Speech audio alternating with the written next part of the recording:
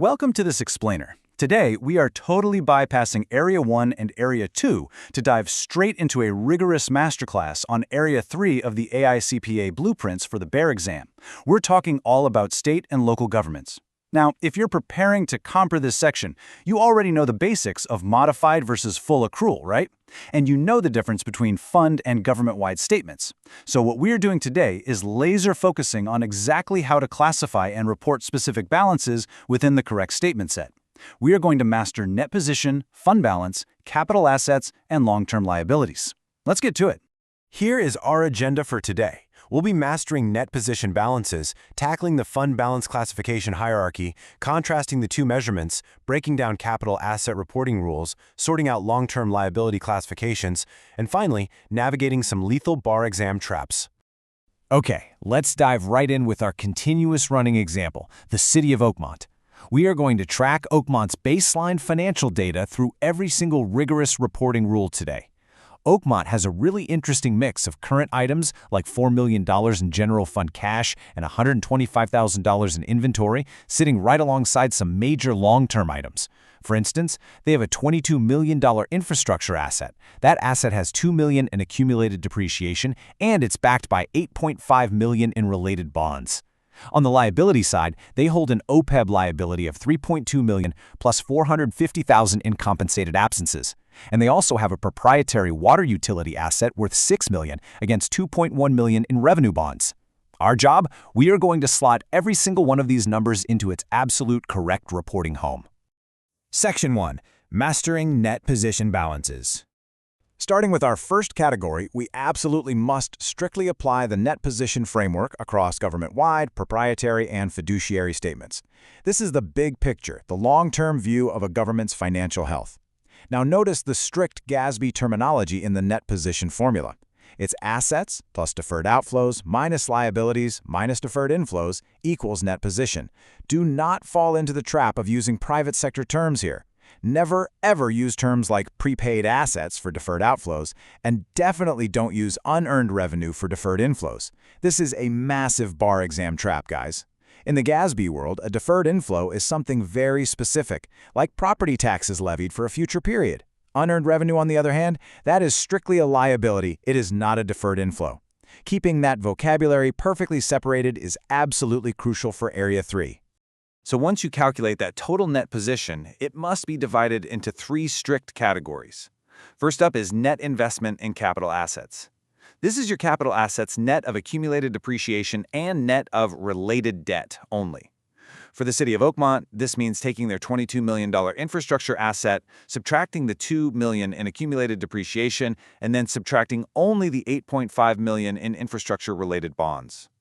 That gives Oakmont a net investment of $11.5 million. You do not subtract unrelated debt. Second is restricted. This means the constraint is externally imposed. Think creditors, grantors, or statutory laws. Finally, we have unrestricted. This is strictly the residual amount. It represents resources available for general use or to cover future obligations. And listen, it is not merely spendable cash. Fun fact, in the real world, because of massive unfunded pension liabilities, this unrestricted residual bucket is often a giant negative number. But for the exam, just remember it's whatever is left over after calculating the first two buckets. Moving right along to Section 2, the fund balance classification hierarchy. Okay, stepping down to the fund level, let's rigorously tackle the governmental fund balance classifications. Remember, we are completely stepping out of the government-wide full accrual world right now and stepping into the short-term modified accrual world of governmental funds. GASB Statement 54 dictates a very strict hierarchy of constraints, from strongest to weakest. Step 1, nonspendable. These are amounts that just cannot be spent because they are either not in spendable form or they're legally required to remain intact. Oakmont's $125,000 inventory falls exactly here. Step 2, restricted. Just like in net position, this means external constraints. Oakmont's $800,000 restricted grant lives securely here. Step 3, committed. Now these constraints are internally imposed by formal action of the government's highest level of decision-making authority. Oakmont has $600,000 here. Step 4, assigned. This is money constrained by the government's intent to use it for a specific purpose. Oakmont has $150,000 here. And Step 5, unassigned. simply the residual classification. Now here is an absolute crucial point you've got to remember.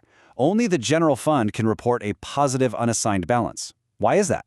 Well, because the general fund is the only fund whose very nature is to hold unassigned general purpose resources. For Oakmont, their $1.25 million unassigned balance sits perfectly in the general fund. If another governmental fund, say a special revenue fund or a capital projects fund, spends more than it has restricted, committed, or assigned, it might show a negative unassigned balance, but they can never, ever report a positive one. So what happens when Oakmont actually goes to spend these resources? The rules state they must adhere to their formally disclosed government policy, but what if they haven't explicitly disclosed a policy? In that case, the strict assumption is that they spend the most constrained resources first, they burn through committed funds first, then assigned funds, and finally, they dip into the residual unassigned resources to cover whatever balance is left. Section 3. Contrasting the two measurements. Let's see how this builds a comparative framework. Mislabeled balances are literally a favorite way for examiners to test your fundamental comprehension of state and local governments. You can never mix these labels up on the bar exam. Net position always goes with the full accrual basis of accounting and an economic resources measurement focus. This means we care about everything, all assets, all liabilities, long-term and short-term. Fund balance, on the other hand, strictly goes with the modified accrual basis and a current financial resources focus. This means we only care about what is spendable and available right now to liquidate current liabilities. Fund balance measures short-term financial position. Net position measures long-term economic health. If a question asks you for a fund level balance and gives you an answer choice labeled net position, you cross it out immediately. Section 4. Capital Asset Reporting Rules. With that foundation firmly set, let's examine how Oakmont correctly handles its capital assets, because the split between economic and current resources dictates absolutely everything here. We are talking about land, buildings, equipment, infrastructure, intangibles, and right-to-use lease assets. General capital assets, like Oakmont's $22 million infrastructure, are reported exclusively on the government-wide statement of net position. However, business-type activities operate a lot like private businesses, so Oakmont's $6 million proprietary water utility asset is siloed directly in its proprietary enterprise fund. That proprietary fund uses full accrual, which means it can handle the long-term asset right on its own balance sheet. The general principles here are pretty standard. Capital assets are recorded at historical cost, and they are subject to depreciation and eventual disposal rules. However, there is a very specific GASB exception you need to know about, and it's called the modified approach. For certain eligible infrastructure assets, think roads or bridges, a government can elect to completely bypass depreciation. To do this, the government, like Oakmont, must manage the assets using an asset management system and formally document that the infrastructure is being preserved at a specific target condition level. If they meet those strict criteria, they just expense the preservation costs instead of depreciating the asset over time. Now, I need you to memorize this absolute rule for Area 3. Ready?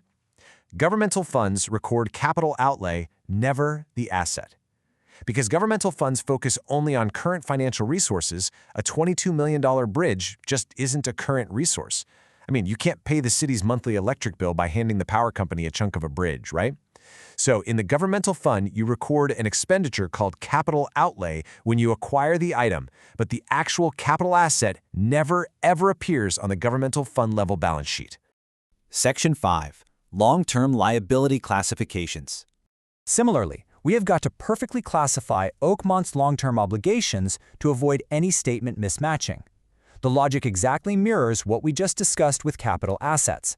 Whether we are dealing with bonds, notes, leases, compensated absences, claims, pensions, or OPEB, general long-term liabilities are expected to be paid from general resources. So for Oakmont, their $3.2 million OPEB liability and $450,000 in compensated absences are strictly reported on the government-wide statement of net position. Conversely, proprietary debt, like that $2.1 million water utility revenue bond, lives securely right inside the proprietary fund itself, since that fund operates on full accrual and manages its own debt repayment. And that brings us to the absolute golden rule for liabilities. Unmatured general long-term debt never appears in governmental funds. Just like capital assets, long-term bonds, notes, leases, pensions, and OPEB obligations are simply not current liabilities. The governmental fund will report an expenditure when the debt service payment is actually due, but the massive unmatured principal balance is omitted from fund-level reporting entirely. Section 6. Navigating bar exam traps. Let's transition into the climax of this explainer, surviving the examiner's favorite tricks. If you can anticipate these traps, you can effortlessly step right over them. Watch out for these 6 lethal pitfalls. First, as we discussed, mislabeling a fund balance as a net position. Don't do it. Second, placing capital assets or unmatured debt in a governmental fund. If an answer choice shows a 20-year bond payable in the general fund, eliminate it immediately. Third, treating an assigned fund balance as an external restriction. Assigned simply means the government intends to use it for a purpose. It is absolutely not externally restricted by a creditor. Fourth, labeling unearned revenue as a deferred inflow. Remember, unearned revenue is a liability. Fifth, when calculating net investment in capital assets, examiners love to throw in a random, unrelated bond payable or try to make you forget to subtract accumulated depreciation. Only deduct related debt and accumulated depreciation. And sixth, omitting pension or OPEB liabilities from the government-wide statements. They are long-term economic obligations and they absolutely belong there. Consider this classic trick question that leverages everything we've just covered. A governmental fund signs a note payable to acquire a new fire truck. So, does this debt appear on the fund's balance sheet? Think about the modified accrual basis. Think about the current financial resources measurement focus we talked about. The answer is unequivocally absolutely no. Even though the governmental fund initiated the transaction to buy the fire truck, that note payable is unmatured long-term debt. It goes straight to the government-wide statement of net position. The fund will report an other financing source for the issuance of the debt and a capital outlay expenditure for the truck, but neither the truck itself nor the note payable will sit anywhere near that fund's balance sheet. Look, if you maintain this absolute boundary between economic and current resources, you are going to crush these classifications. The next time you see a 20-year bond trying to sneak its way into a general fund, you won't just know it's wrong, you'll know exactly why. The examiners love setting these traps. The real question is, are you going to be the one who finally turns the tables on them? Good luck studying, and I'll see you in the next session.